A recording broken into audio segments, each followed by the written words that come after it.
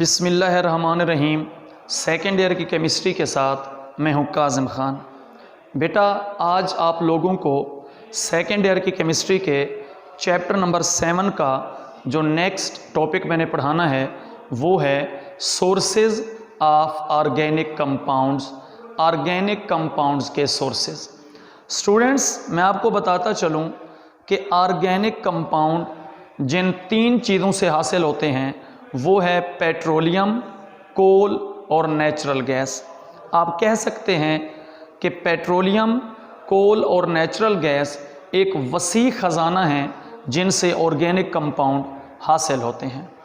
इन तीनों को fossil fuels कहा जाता है और ये आज से लाखों साल पहले पौधों का और जानवरों का मरने के बाद ज़मीन में दफन होना, तो उनसे जो चीज़ें हासिल होती हैं उनको फॉसल फ्यूल्स कहा जाता है। अब स्टूडेंट्स, हम कोल से शुरू करते हैं।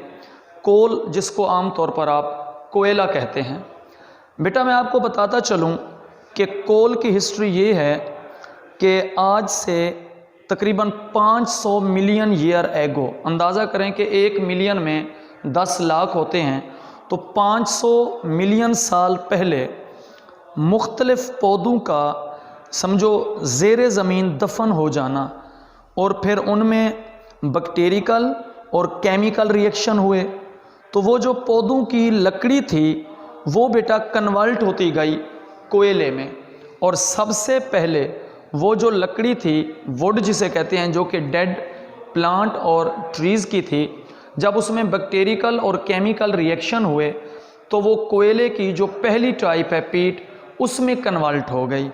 जैसे ही उसमें कन्वर्ट हुई तो फिर जो है ना हाई टेम्परेचर और हाई प्रेशर की वजह से वो जो पीट थी वो चेंज होती गई लिग्नाइट में।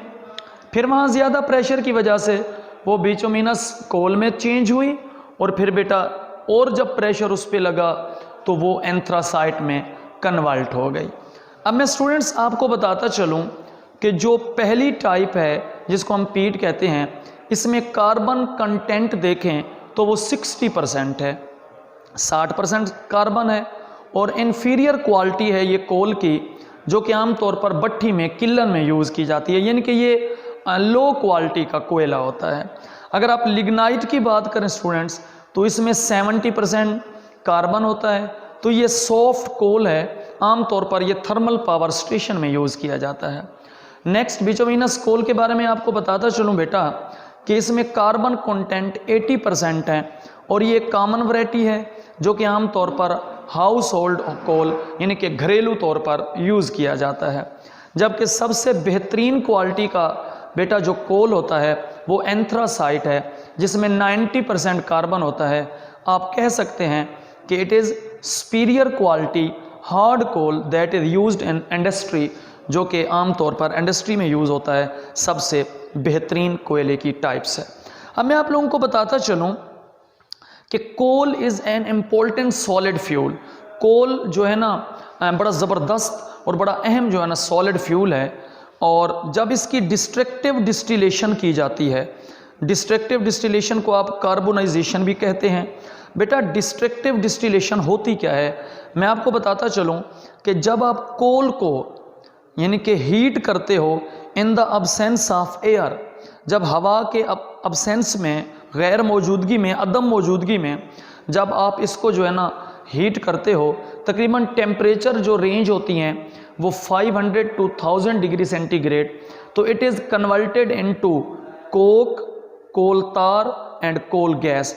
तो ये 3 चीज़ों में कन्वर्ट हो जाता है, कोक में, कोल तार में और कोल गैस में। इसे डिस्ट्रक्टिव डिस्टिलेशन कहा जाता है।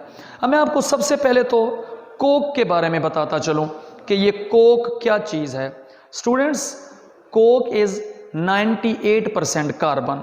कोक में 98% कार्बन होगा और ये जो है ना it is left behind residue of coal. ये कोल के समझो एक बचत का नाम है। और जब इसकी कोल की डिस्ट्रक्टिव डिस्टिलेशन की जाती है तो उसमें जितने भी वोलाटाइल कंपोनेंट्स होते हैं वो लूज़ हो जाते हैं, उड़ जाते हैं। उसके बाद जो एक सॉलिड रेजिड्यू बचता है उसको आप कोक कहते हैं। और ये ज़्यादातर यूज़ की जाती है एज अ रिड्यूसिंग एजेंट किस में? In the extraction of metals, ख़ास तौर पे आयरन वगैरह को निकालने के लिए, उसकी एक्सट्रैक्शन के लिए। उसके अलावा it is used as a fuel, तो इसको आप फ्यूल के तौर पर भी यूज़ करते हैं।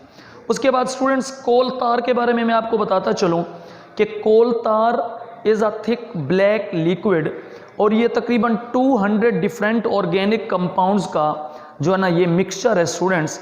मोस्टली इनमें एरोमेटिक ऑर्गेनिक कंपाउंड होते हैं, और फिर इन कंपाउंड को सेपरेट किया जाता है फ्रैक्शनल डिस्टिलेशन के ज़रिए। मैंने कहा ना कि कोल तार ये जो है ना 200 डिफरेंट ऑर्गेनिक कंपाउंड का मिक्सचर है, ख़ास तौर पे मोस्टली जो है ना एरोमेटिक। अब मैं कुछ एरोमेटिक आपको बताऊं, जिस तरह बेंजीन हो गया, फिनोल हो गया, तो ये इनसे मिला है। और ये जो केमिकल हैं जिनके अभी मैंने नाम लिए हैं, बेंजीन, फिनोल, टोलुइन, एनिलीन, ये सारे यूज़ किए जाते हैं और केमिकल बनाने के लिए, जिस तरह जो है ना ड्रग्स वगैरह हो गया, डाइज हो गया, explosive, paints, varnish, plastic, synthetic fibre, pesticide वगैरह, ये उधर भी आमतौर पर यूज़ किया जाता है।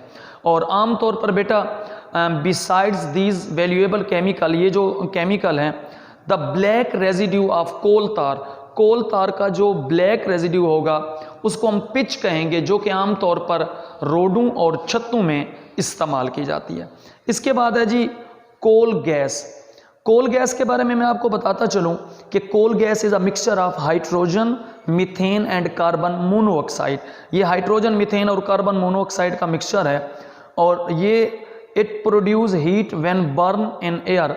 जब इसे हवा में जलाया जाए तो ये हीट पैदा करती है, तो इसी वजह से ये फ्यूल इंडस्ट्री में भी एज अ फ्यूल यूज़ की जाती है, यानी कि फ्यूल के तौर पर। और इसके अलावा मैं आपको बताता चलूँ कि it is also use to provide reducing atmosphere in various metallurgical process. मुख्तलिफ मेटलर्जिकल प्रोसेस यानी कि मेटलर्जी यानी कि मेटल को प्योर करने का जो प्रोसेस होता है, मेटलर्जिकल प्रोसेस में भी ये रिड्यूसिंग एटमॉस्फेयर देती है। तो स्टूडेंट्स, उम्मीद है कि आपको कोल तार और कोल गैस के बारे में पता चल चुका होगा।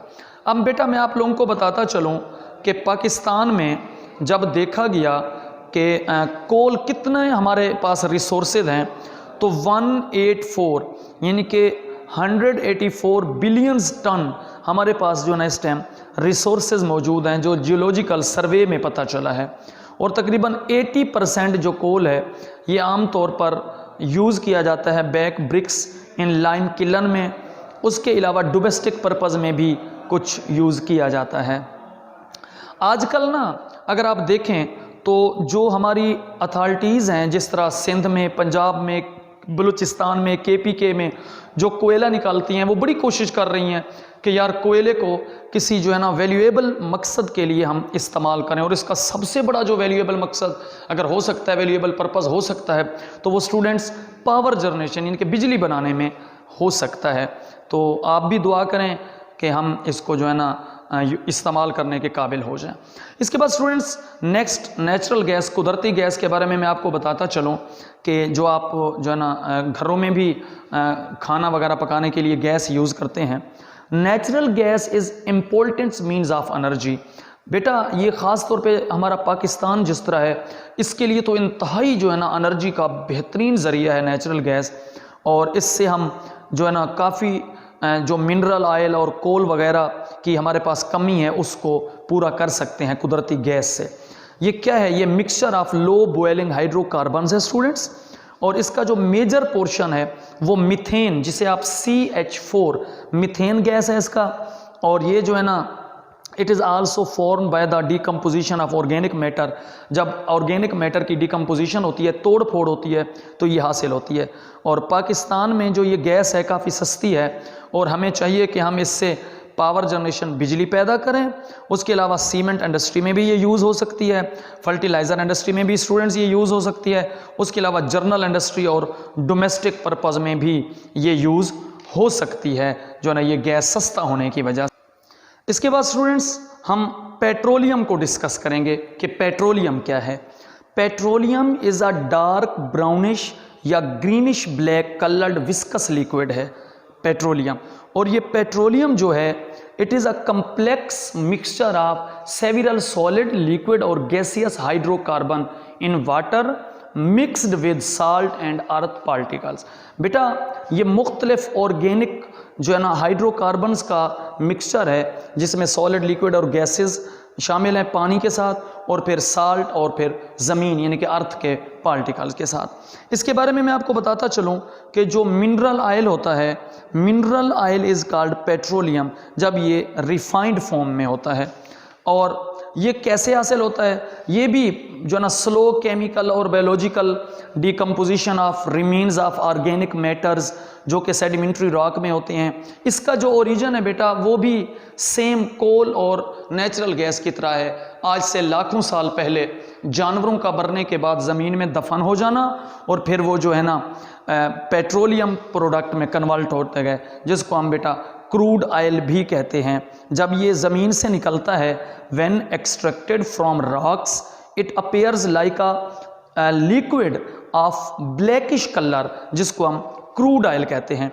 फिर इसी क्रूड ऑयल को, ये तो इस्तेमाल के काबिल ही नहीं होता, इसी क्रूड ऑयल को हम रिफाइन करते हैं मुख्तलिफ पेट्रोलियम फ्रैक्शन को हासिल करने के लिए। और पाकिस्तान में इस टाइम 4 ऑयल रिफाइनरीज हैं स्टूडेंट्स जो कि ऑपरेशन में है, वर्क कर रही हैं। पहली ऑयल रिफाइनरी अटक ऑयल रिफाइनरी के नाम से है जो कि रावलपिंडी के एक नज़दीक इलाका है मारगला, वहाँ पे वाक़ है। और 1.25 मिलियन टन ऑयल रिफाइन करती है, इसकी जो कैपेसिटी है। बाकी जो 2 ऑयल रिफाइनरीज हैं स्टूडेंट्स वो कराची के नज़दीक हैं और उनकी जो कैपेसिटी है 2.13 मिलियन टन है। और सबसे बड़ी जो ऑयल रिफाइनरी है वो पाक अरब ऑयल रिफाइनरी, जिसको पार्को कहा जाता है। ये जो है ना अपना यहाँ आपकी बुक में तो मुल्तान के नज़दीक महमूद कोट का इलाका लिखा हुआ है, असल में ये मुजफ्फरगढ़ का एक इलाका है, कस्बा गुजरात, तो ये वहाँ पे वाक़ है। और ये जो है ना बहुत बड़ी ऑयल रिफाइनरी है।